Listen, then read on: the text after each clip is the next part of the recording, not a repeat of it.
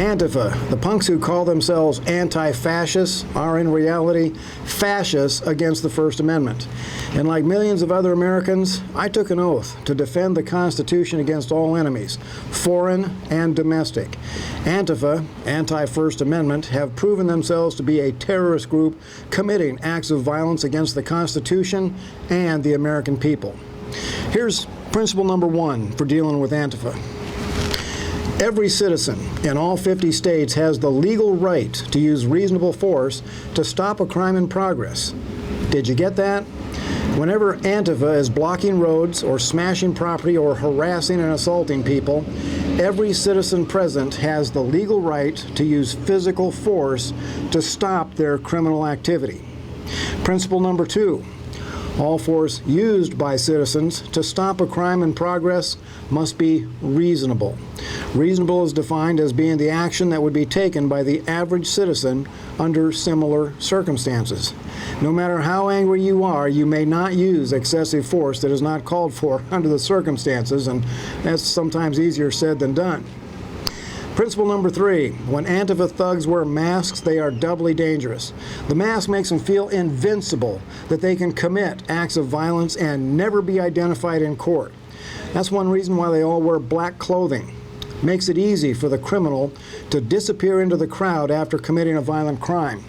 It is my personal belief that pulling off their masks and exposing their faces to the camera is a reasonable way to deter violence. Many of them will slink away if they think that they have been identified.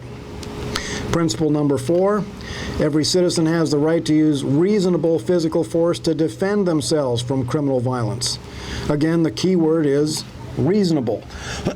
And make sure you act reasonably, because you can bet your sweet bippy that you will be on video. Antifa never does anything without cameras to showcase their anti-Americanism. And principle number 5, don't be stupid. I was just reviewing videos of people being attacked by Antifa. You know what most of them were doing when they got hit? They were videoing with their cameras, not paying any attention to their surroundings. Almost all of them got hit from behind, sucker punched. Never turn your back to a dangerous enemy or let them encircle you. Law enforcement officers are taught to always watch the bad guy's hands. If they're going to hurt you, 90% of the time, it will be with their hands. And do not get separated from your friends. And do not walk back to your car alone. Antifa are predators, and predators always look for the one who wanders away from the herd. Don't be stupid. Antifa is growing in numbers and boldness, and I fear that the only way to limit their crimes is for the American people to go out and meet them wherever they show up. Antifa is trusting that they can intimidate us into silence and into surrendering control of the streets to them. No way. This is our country, our communities, and our streets. If Antifa wants to attack America, they're going to have to fight the American people. And if the American people show up, show no fear, and have a willingness to fight, Antifa will lose most of their people. Our forefathers had to fight for freedom. And my dad, a World War II veteran, once said to me, "You know, Bill, the wars can't always be somewhere else." Well, if we push back effectively against Antifa and a few other rat packs, we just might prevent open war from breaking out in the USA.